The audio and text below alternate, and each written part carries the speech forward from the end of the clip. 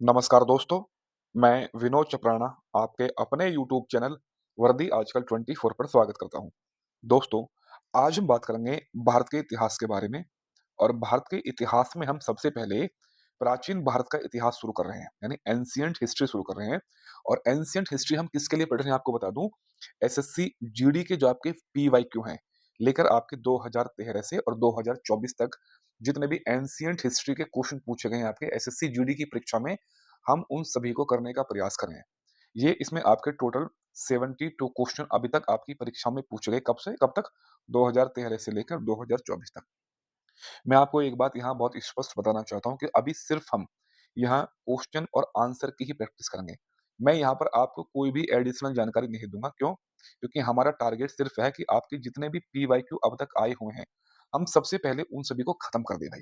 तो भाई समय को बर्बाद ना करते हुए हम अपने क्वेश्चनों की तरफ बढ़ते हैं। आज ही हमारी क्लास नंबर 1 है एंशिएंट हिस्ट्री की, और मैं आपके समक्ष पहला क्वेश्चन डिस्कस करता हूँ। क्वेश्चन नंबर 1 क्या आपका? क्वेश्चन नंबर 1 है आपका, सिंधु घाटी सभ्यता के 2 प्राचीन नगर हड़प्पा और दूसरा कौन-सा आपको बताना है, हड़प्पा और खुदाई करने पर सामने आए थे। आपके समक्ष 4 ऑप्शन हैं। Option number 1 Varanasi, option number B Mohenjo-daro, option number C Surat, option number D Hastinapur. 3 second का टाइम आप लोगे, उसके बाद आप अपना आंसर लगा लोगे और आप मुझे कमेंट के माध्यम से बताओगे बाद में कि आपके कितने क्वेश्चन सही हैं और कितने क्वेश्चन आपके गलत बैठे हैं। इसका राइट आंसर हो जाएगा ऑप्शन नंबर बी मोहनजोदड़ो। ठीक है? सेकंड क्वेश्चन क्या है? सेकंड क्वेश्चन आपका, महावीर का प्रथम शिष्य कौन था? महावीर का प्रथम शिष्य कौन था? आपके समक्ष 4 ऑप्शन हैं। भद्रबाहु, बी है स्थूलभद्र, सी है चारवाहक और डी आपका जमाली। तो इसका राइट आंसर हो जाएगा option number D Jamali.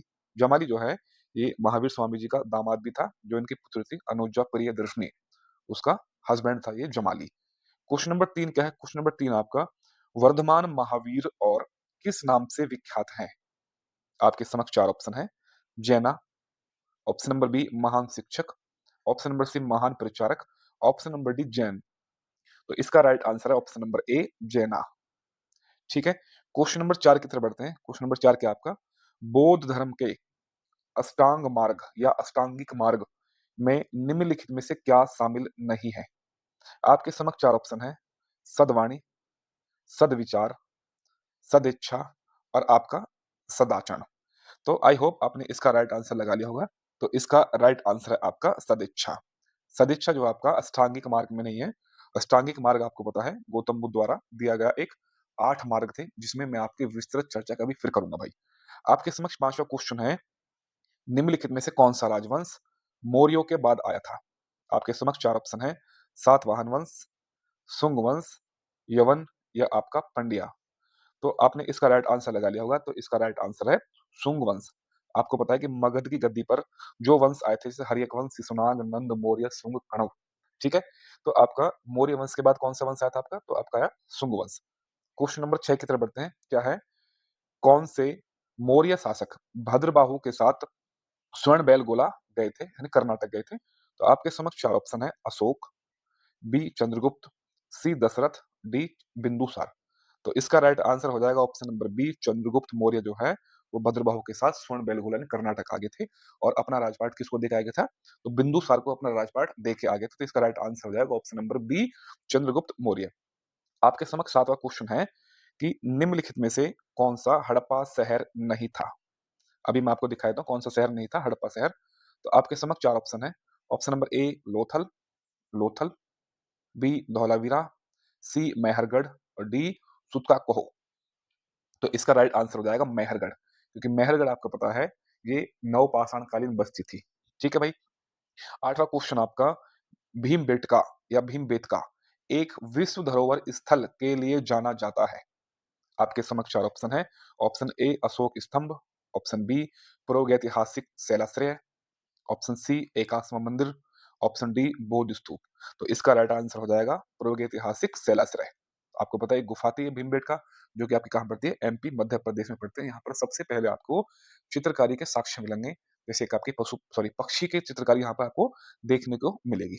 Next question है क्वेश्चन नंबर 9, अशोक द्वारा नियुक्त किया गया धार्मिक अधिकारी जाना जाता है। आपके समक्ष 4 ऑप्शन है। Option number 1 Dhamma Mahamatta, option number B Dhammadhiraj, option C Dhammadhikari, option D Dhammadhyaksha. तो आपका राइट आंसर हो जाएगा ऑप्शन नंबर ए धम्म महामाथ। ठीक है।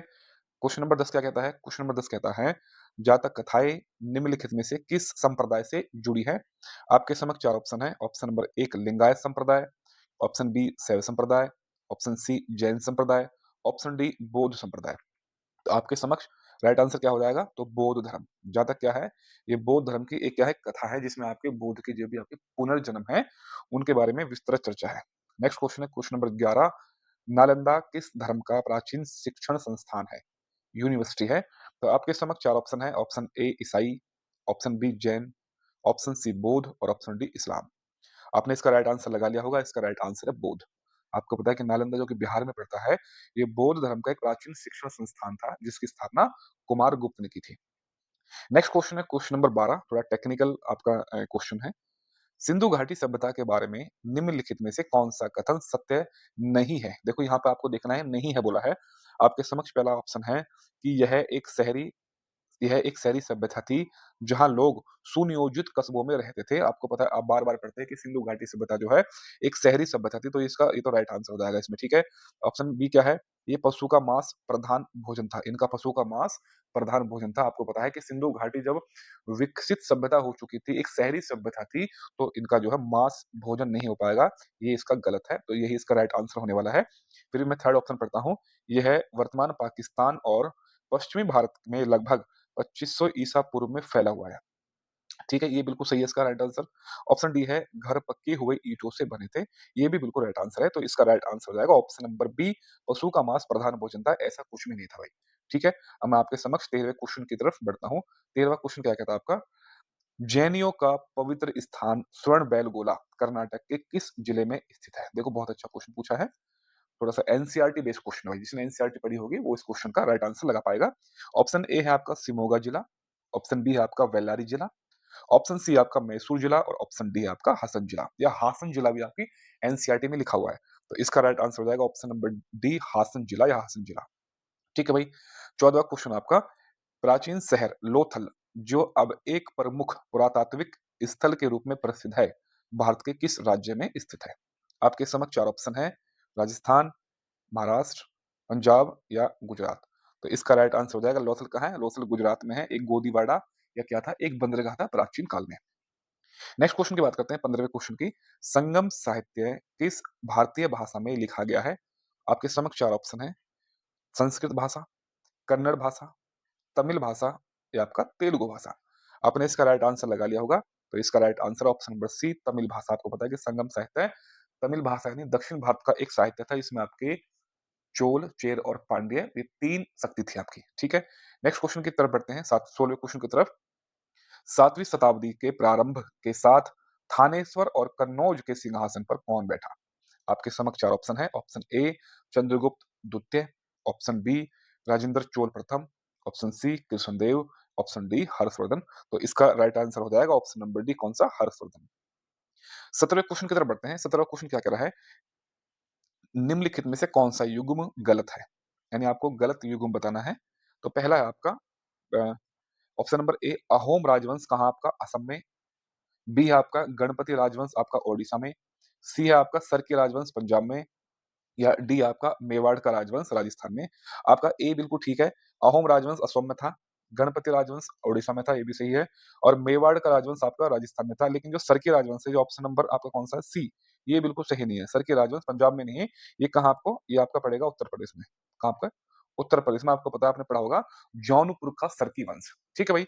नेक्स्ट क्वेश्चन की तरफ बढ़ते हैं। क्वेश्चन नंबर 18 नेपाल के कवि भानु भक्त आचार्य का संस्कृत से नेपाली भाषा में अनुवाद करने के लिए प्रसिद्ध है। यानी आपके समक्ष 4 ऑप्शन है, यानी क्या है आपके 4 option? Option number A Yogasutra, option B Mahabharat, option C Manusmriti, option D Ramayan. तो इसका राइट आंसर हो जाएगा ऑप्शन नंबर डी रामायण। आपके जो भानुभक्त आचार्य था, इन्होंने रामायण का संस्कृति से नेपाली भाषा में अनुवाद किया था। किसने? आपका भानुभक्त आचार्य। तो दोस्तों ये था आपका फर्स्ट पार्ट, एंशिएंट हिस्ट्री का फर्स्ट पार्ट। इसमें मैंने टोटल आपके 18 क्वेश्चन लिए हैं। टोटल आपके 72 क्वेश्चन मुझे कराने हैं। मैं आपके 3 से 4 पार्ट में करा दूँगा, जो आराम-आराम से आप चीज़ों को देख पाओगे। वीडियो को देखने के लिए धन्यवाद। जय हिंद, जय भारत।